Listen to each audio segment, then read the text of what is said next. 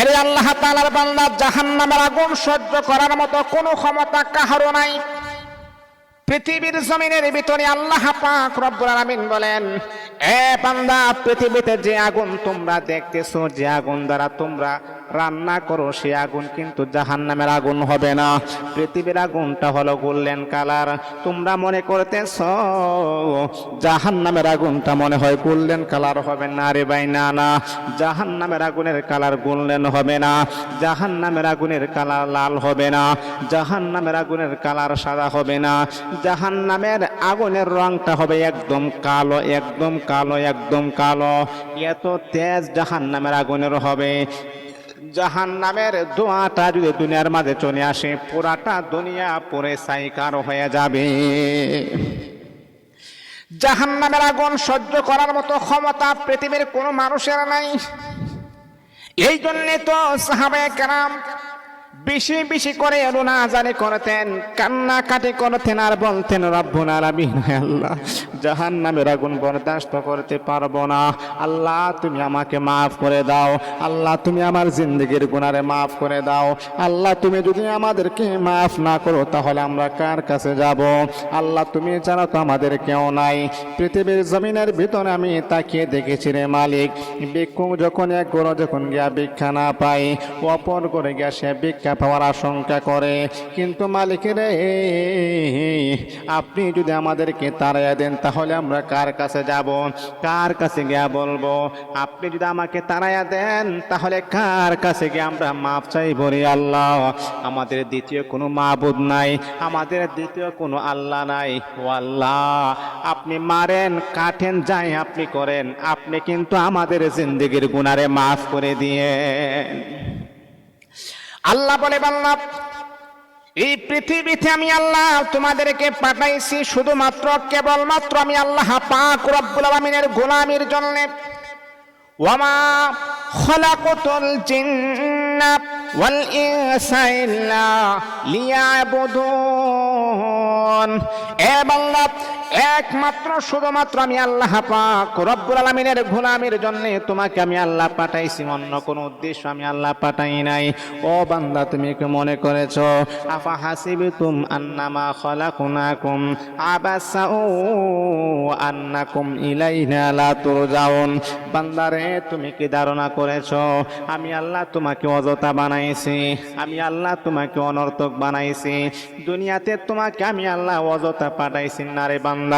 দুনিয়ার নিজাম হলো, দুনিয়ার নিয়ম হলো, কোন গাড়ি যখন, কোন মানুষ যখন একটা গাড়ি বানায় তখন তারও কিন্তু একটা দিক নিদর্শন থাকবে। এই গাড়ি দিয়া যাত্রী আসা যাওয়া করবে, তাদের কাছ থেকে আমি টাকা নিব, এটার দ্বারা আমার ইনকাম হবে। দুনিয়ার কোন মানুষ যখন যেই কোনো কিছুই যখন বানায়, নৌকা যখন কোনো ব্যক্তি বানায়, তারও কিন্তু একটা উদ্দেশ্য থাকে। আমি যদি নৌকা বানিয়ে দিই তাহলে আমি বেনিফিট পাবো, এই নৌকা দ্বারা তার একজন ইনকাম করবে, মাঝে ভাই নৌকা চালিয়ে চালিয়ে ইনকাম করবে। তাহলে বোঝা গেল দুনিয়ার কোনো মানুষ যখন একটা কোনো কিছু বানায়, বিনা স্বার্থে বানায় না, বিনা কারণে বানায় না, তারও কিন্তু একটা উদ্দেশ্য থাকে। আরশের মালিক আমার আল্লাহ পাক রব্বুল আলামিন তিনি ডাক দেয়া বলে, ও বান্দা, তামাম পৃথিবীর ভিতরে আমি আল্লাহ অজস্র অগণিত মাখলুকাত বানায়া পাঠাইছি, কিন্তু তোমাকে আশরাফুল মাখলুকাত আমি আল্লাহ ঘোষণা দিয়েছি, তোমার সম্মান মর্যাদা আমি আল্লাহ বাড়াইয়া দিয়েছি। কেমন বাড়াইয়া দিয়েছি রে বান্দা? কেমন বাড়াইয়া দিয়েছি রে বান্দা? কোন পশু পাখির কথা আমি আল্লাহ কোরআনের ভিতরে সম্মান সম্পর্কে আলোচনা করে নাই, তাদের সৌন্দর্য সম্পর্কে আমি আল্লাহ আলোচনা করি নাই। কিন্তু বান্দারে, তোমার সম্মান কেমন হবে এবং তোমাদেরকে আমি আল্লাহ শ্রেষ্ঠ দিয়ে বানালাম, এটার কথাও আমি আল্লাহ কোরআনে বলেছি।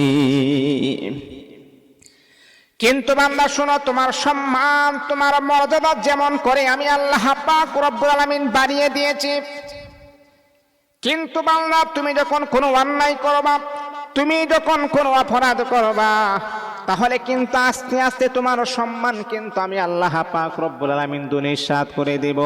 আল্লাহ কুরআনুল কারীমের ভিতরে আয়াতের ভিতরে আমার আল্লাহ বলেন, ওয়ালা কদ জারআনা লি জাহান্নামা কাসীরাম মিনাল জিন্নি ওয়াল ইনসি। আল্লাহ বলেন অধিকাংশ মানুষ তারা জাহান্নামের ভিতরে যাবে। লাহুম কুলুবুন লা ইয়াফকাহুনা বিহা। কেন তারা জাহান্নামে যাবে? কোন কারণে তারা জাহান্নামে যাবে? মানুষের অপরাধ কি তারা কেন বেশি জাহান্নামে যাবে? এর কারণটা কি জানেননি? আল্লাহ এই আয়াতের ভিতরে আবার বলতেছেন, লাহুম কুলুবুন লা ইয়াফকাহুনা বিহা। আমি আল্লাহ তাদেরকে একটা কলব দিয়েছি, লা ইয়াফকাহুনা বিহা, তারা কখনো উপলব্ধি করে নাই। একটা অন্তর দিলাম, তারা কখনো উপলব্ধি করে নাই। এই কলব দ্বারা ও বান্দা তুমি কত কিছুই না চিন্তা করেছো। তোমার ঘরের ভিতরে খাবার নাই, কিভাবে ইনকাম করতে হবে তুমি চিন্তা করেছো। কিভাবে কাজ করলে তোমার ঘরের ভিতরে খাবার আসবে তুমি এই চিন্তা করেছো। কিন্তু বান্দারে, হ বান্দা, একটা বারো তুমি চিন্তা করো নাই আমি যদি নেক আমল না করি তাহলে আমার কবরে গেলে কি অবস্থা হবে, হাসরের মাঠে দাঁড়ালে কি অবস্থা হবে, মিজানের পাল্লার সামনে ওজন দিলে কি অবস্থা হবে, ফুলসিরাতের ফুলের সামনে দাঁড়িয়ে থাকলে আমার কি অবস্থা হবে। এ বান্দা, আল্লাহ বলে বান্দারে, লাহুম কুলুবুন লা ইয়াফকাহুনা বিহা, তাদেরকে আমি আল্লাহ পাক রব্বুল আলামিন অত্যন্ত দামি একটি কলব আমি আল্লাহ দিলাম, তারপর তারা উপলব্ধি করে নাই। ওয়ালাহুম আয়ুনুন লা ইউবসিরুনা বিহা, তাদেরকে আমি আল্লাহ পাক রব্বুল আলামিন চক্ষু নামক মহা দৌলত আমি দান করলাম। তারা একবার ওয়ালাহুম আয়ুনুন লা ইউবসিরুনা বিহা, তারা চোখ দ্বারা দেখে নাই। চোখ থাকতে তারা অন্ধ, চোখ দ্বারা দেখার পরও তারা না দেখার বান ধরেছে। আল্লাহ বলে বান্দারে, এত সুন্দর চক্ষু আমি আল্লাহ পাক রব্বুল আলামিন তোমাকে দান করলাম। তোমার এক একটা চোখের ভিতর আমি আল্লাহ কেমন করে জানো নি, 1200 কোটি ক্যামেরা দান করলাম। 1200 কোটি ক্যামেরা আমি আল্লাহ তোমার এক একটা চোখে দান করলাম। দুইটা চোখে 26 কোটি ক্যামেরা আমি আল্লাহ দান করলাম। এত ক্যামেরা আমি আল্লাহ দান করলাম কেন রে বান্দা? কোন কারণে রে বান্দা? তুমি থাকো আসমানে, তুমি জমিনে থাকো, কিন্তু আসমানটাকে তুমি স্বচক্ষে দেখতে পারো। এত পাওয়ারফুল চোখ আমি আল্লাহ তোমাকে দান করলাম। এত সুন্দর চোখ থাকার পরও তুমি দেখতে পারো নাই। আমার কোরআনটা দেখো নাই, আমার রাসূলের হাদিসটা দেখো নাই, কাবা শরীফকে তোমরা দেখো নাই, মসজিদকে তোমরা দেখো নাই। তোমাদের আশেপাশে কত ইয়াতীম অসহায় তারা আছে, তাদেরকে তুমি দেখতে পারো নাই। ওয়ালাহুম আয়ুনুন লা ইউবসিরুনা বিহা, চোখ থাকতে তুমি অন্ধ। তোমার মতো অন্ধ ব্যক্তিকে আমি আল্লাহ কখনো জান্নাতে ঢোকাবো না। ওয়ালাহুম আযানুন লা ইয়াসমাউনা বিহা,